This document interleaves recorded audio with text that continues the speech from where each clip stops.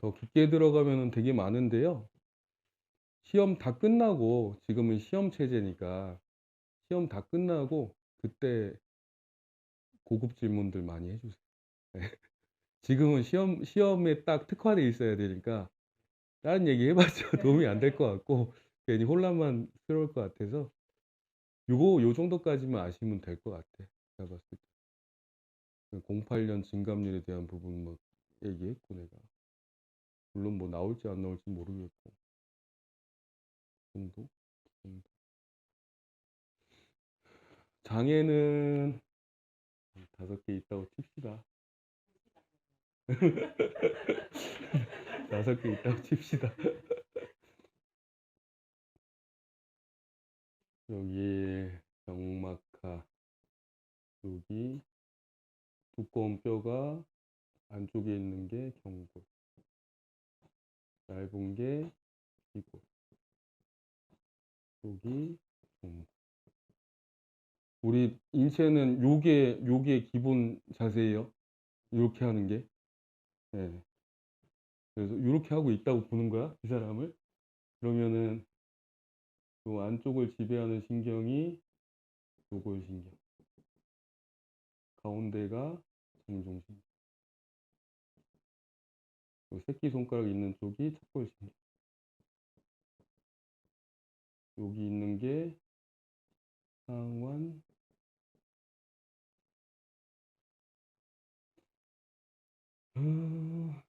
경골신경, 이골신경. 뭐 이 정도로 나뉘면 된다고 생각하면 돼. 예, 이렇게 돼 있습니다.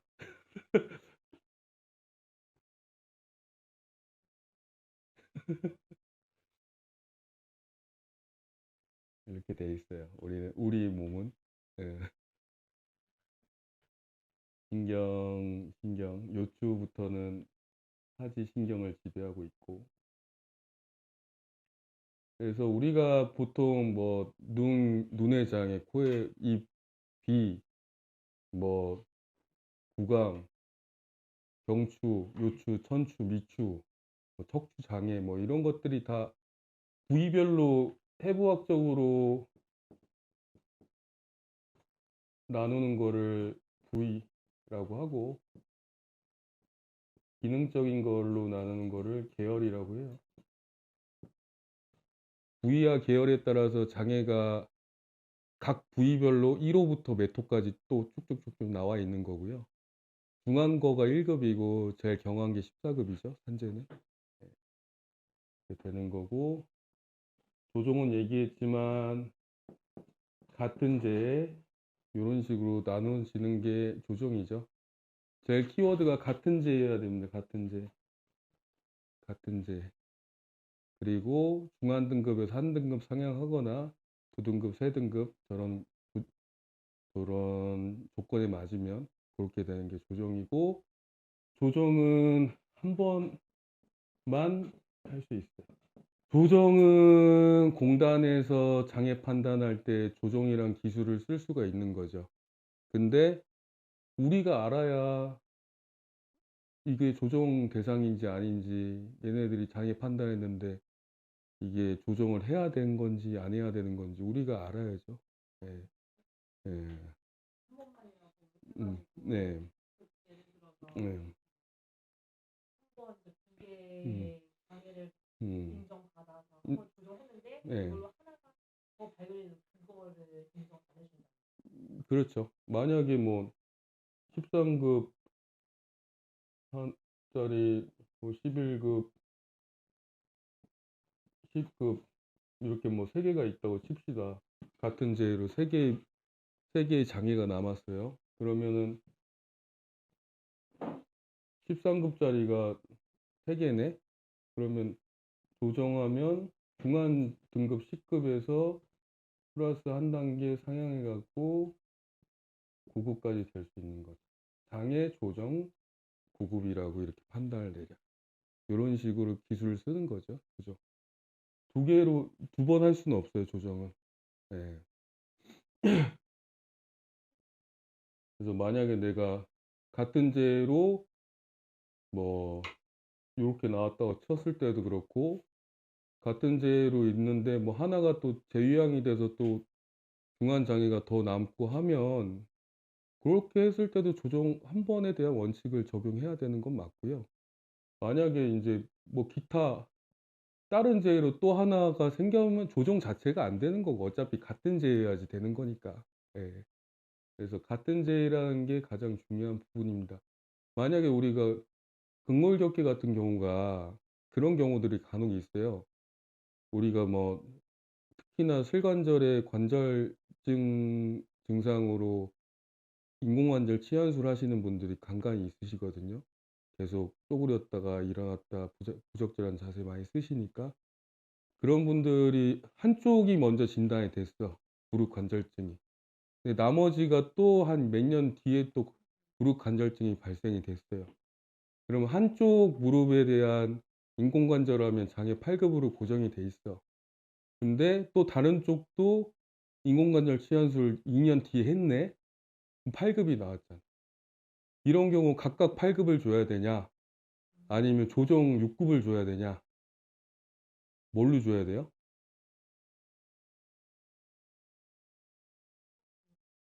매죠? 그렇죠. 예. 같은 재해로 볼 수 있겠죠. 진단이는 달라도. 직업병이니까. 같, 같은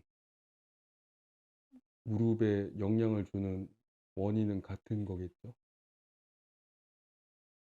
그렇습니다. 이런 걸로 동종 근로자들, 우리 업계 근로자들끼리 서로 토론을 많이 해요. 근데 지금 보면 되게 당연하잖아. 근데 잘 모른다니까. 헷갈리고. 그러면 그분이 예, 해서 이제 8급, 예, 1급이 되셨는데 예. 또 그런 같은 원인으로 또 허리가 나가셨다. 그럼 그때는 조정을 안 한다는 거죠. 근데 같은 원인이 될 수가 없어, 허리는 또. 예, 같은 원인 그러면 다른 무릎 밑에가 예, 약간 근데, 다른 통증이 생겼다고 하면은 그렇지. 그럼 그거는 좀 조정할 몰아야 수가 되는 없지. 거지. 예, 조정할 수가 없지. 그래서 이런 개념을 우리가 정확하게 좀 알아야 되는데 또 케이스별로 좀 헷갈리는 부분들도 없지 않아 있어요. 예. 준용은 진짜 헷갈려. 이건 해봐야 되는데 조정의 방법으로 준용한다. 준용장애. 이거는 조정의 기술을 수천 번 써도 돼. 음, 예, 조정의 기술을 수천 번 써도 상관은 없어요. 이거는. 준용이란 게 뭐냐면 우리가 장애 등급 기준에 명시돼 있지 않은 거야. 명시돼 있지 않은 등급을 우리가 뭐에 준해서 판단한다라고 하듯이 준해서 보는 거야. 준해서. 준용은 너무 많은 부분들을 차지해서 요거는 그때그때 장애책 보면서 하면 될 것 같아. 중요하게 큰 개념은 아니고 가중도 어렵지 않아요. 이거는 근데 업무상 재해든 아니든 상관없어요. 예를 들어서 내가 일을 해서 잘렸든 뭐 절단이 됐든 아니든 손목까지 내가 절단이 된 사람이라고 칩시다. 좌측 손목 그 절단. 근데 여기 주관절 쪽으로 또 이후에 업무상 재해로 절단이 됐다고 쳐요. 그러면 기존 이 장애에 대한 부분하고 더 중해진 장애에 대한 부분을 공제해서 주자라는 게 가중이에요. 공제. 제하고 주자라는 거. 네. 그 소음성 난청 가중 특례도 배우셨죠? 맞죠? 네. 그래서 한쪽 귀 40dB 이상이면 14급이고 양쪽 귀 40dB 이상이면 11급이잖아.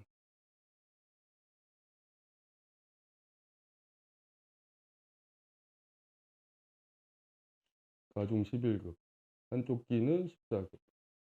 그래서 한쪽 귀에 대한 부분이 기저질환이야.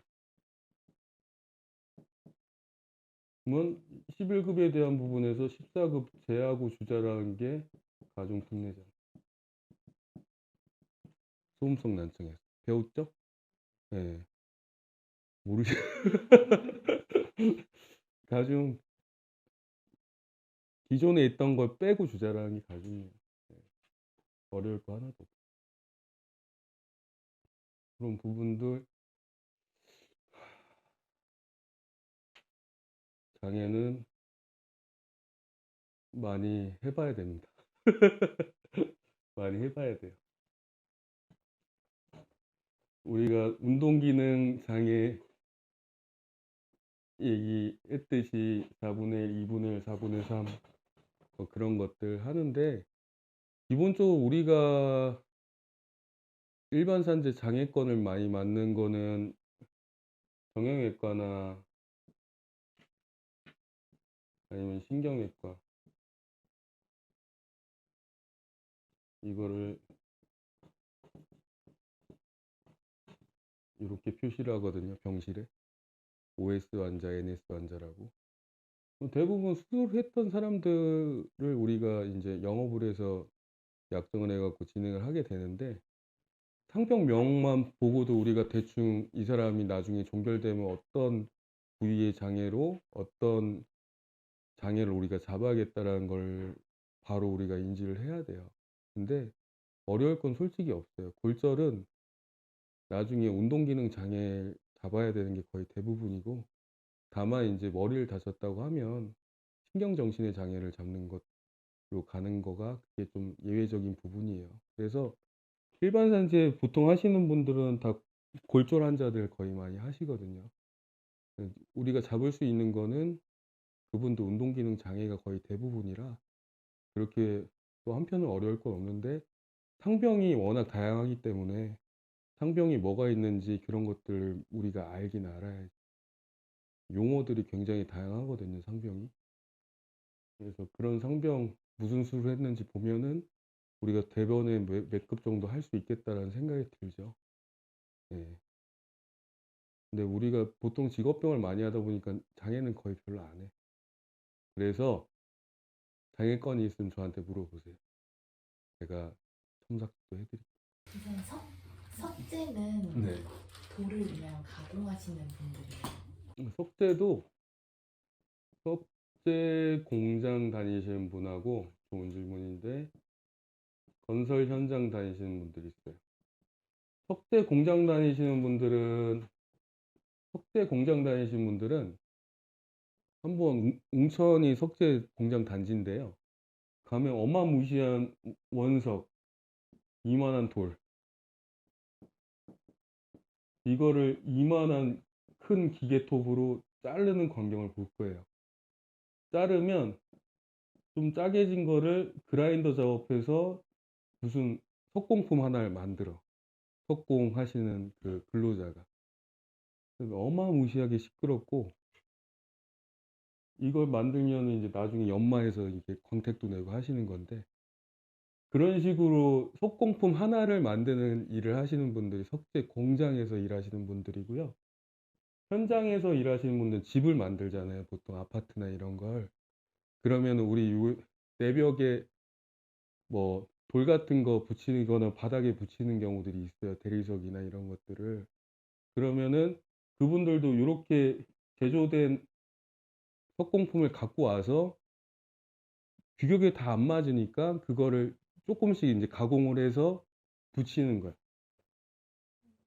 그래서 외벽, 내벽 시공하신다라고 하는데 그런 분들도 석공이라고 우리가 불러요. 근데 이분들이 노출 농도가 훨씬 높아요. 그러겠죠? 집 만드는 거 안 보셨나? 안 봤겠죠? 근데 보통 집 지을 때 그렇게 해갖고 규격이 안 맞으니까 그라인더 작업해서 맞추고 하는데 그렇게까지 분진이 많이 날라오진 않고 요거에 비해서는 기업 계신 분들은 소음성 같은데 이분들도 할 수 있고 이분들도 할 수 있어요. 근데 COPD에서는 이분들은 한 경력이 한 30년 이상 이렇게 돼야지 인정을 해주는 경향이 있고, 요분들은 20년 이상. 네. 이름만 해도 어려워. 그리고 이분들 되게 노출 농도가 얕다고 봐요. 예. 소음 작업으로는 똑같이 봅니다. 예. 그럼 석퇴하시는 분이 아까 위로금 못 받는다고 하는 거는 네. 저분들은 진폐법 대상이 아니라서 그렇죠. 이분들은 그냥 분진 작업 종사자에는 속하지만, 석재 공장은 사업장 관리 카드 보면 업종이 석공품 제조업이라고 나와 있던지 아니면 제조업이라고 나와 있어요. 그럼 당연히 광업이 아니죠. 당연히 건설 현장에 이분들은 업종이 건설업이라고 돼 있을 거고. 아니죠. 광업. 일단 업종 자체가 광업이 아니잖아. 업종의 직종까지 동반이 돼야 되는데 이미 업종에서 안 되니까. 근데 석산 같은 경우는 제가 얘기했지만 업종 자체가 암석 채굴 채취업으로 거의 나와 있어요. 이거는 한국 산업표준분류상의 광업으로 속해 있고, 석산은 탄광처럼 뭐 권양공이 있거나 뭐 조차공이 있는 거 하나도 없습니다. 겉에 있는 암석산을 깨갖고 그거를 실어갖고 트럭에 옮기는 작업이라 실제로 운전만 하시는 분 아니면 다 직접부예요. 네. 직종 갖고 왈가왈부할 게 없어요. 석산. 연탄 공장도 마찬가지. 직종 갖고 직접부 간접부로 나눌 건덕지가 없어. 실제로 운전만 하지 않았다. 그럼 석재 공장에 다니시는 분은 네. 진폐에 걸리셔도 예. 그냥 진폐법에 따라서 보상을 받는 게 아니라 일반 산재에 따라 예, 산재법에 따라서 그냥 우리 기본 산재라고 생각하고 받는 거지 뭐. 예. 근데 간혹 이 석산이라고 돼 있는 데가, 광산은 뭐 광업소, 광산, 탄광 이렇게 돼 있는데, 석산이라고 돼 있는데 무슨 산업, 무슨 개발, 석재 공장도 이렇게 불리는 데가 많아요. 석산도 무슨 산업, 무슨 개발, 석재도 무슨 개발, 무슨 산업이라고 돼 있는 데가 있어. 그러면 우리가 꼭 사업장 카드를 꼭 확인해서 업종을 한번 확인해 봐야 되고, 실제로 그분이 어떤 일을 하셨는지 우리가 확인해 봐야 돼요. 그런 거를 우리가 꼼꼼하게 보느냐 마느냐에 따라서 실력이 진짜 차이가 나는 거예요. 항상 서류 보면 다 맞게 돼 있는 것처럼 보이거든, 누가 봐도. 근데 진짜 꼼꼼해야 돼. 꼼꼼한 사람이 차이를 만드니까. 평균 임금도 다 잘 산정돼 있는 것처럼 보여, 딱 보면. 잘 돼 있네. 그걸 찾아내는 거야, 우리가 꼼꼼하게. 뭐가 잘못됐는지. 우리가 일일이 다 계산해 보면서. 꼼꼼하게 봐야 돼, 꼼꼼하게. 그래서 이런 경우들이 있었죠. 그러면 국법에서는 일단은 장애 급여를 받고 네. 그리고 이제 광업에다 직접 부일 경우에만 이제 장애 위로금이 나오는 건데 네. 이제 그 지금 석재 하시는 분 같은 경우에는 네. 그냥 장애 급여만 나오는. 그렇죠. 국법대는 장애 급여는 나왔겠지. 그러면 신법의 진폐보상연금하고 진폐재위로금 이 모든 것은 다 광업 플러스 직접 부인 경우에만입니다. 그렇죠. 위로금은, 예. 광업에다가 간접 부인 경우에는 진폐보상연금을 받아요. 그렇죠. 그러니까는 직접부가 아니라 진폐법 대상이 아니라 위로금을 받을 수 없는 대상이고, 그 외에 진폐보상연금이 이런 것들은 받을 수 있는 사람이겠죠. 그게 이제 대표적 광업인 경우에 그렇죠. 예. 석재도 마찬가지죠. 진폐보상연금 받지만 위로금만 못 받을 뿐이지. 그러니까 진폐법 대상인지 아닌지에 따라서 위로금을 받을 수 있느냐 없느냐의 차이만 있을 뿐이에요. 그럼 석재인 분도 진폐보상연금을 받는 그렇죠. 거죠? 진폐로 진폐인 경우. 진폐로 장애 등급 받으시면. 예. 진폐로 장애를 받으시면 국법대 진폐로 받으신 석재 근로자가 있다 하면은 그때는 장애급여만 받았을 거고, 신법으로 넘어오면은 그때 진폐 보상연금을 받겠죠. 예, 법이 달라졌으니까. 다만 위로금은 직종이 그러니까 광업의 집접부가 아니었기 때문에 위로금만 못 받을 뿐이지 다른 건 똑같이 적용을 받는 거죠. 진폐에 따라서. 예.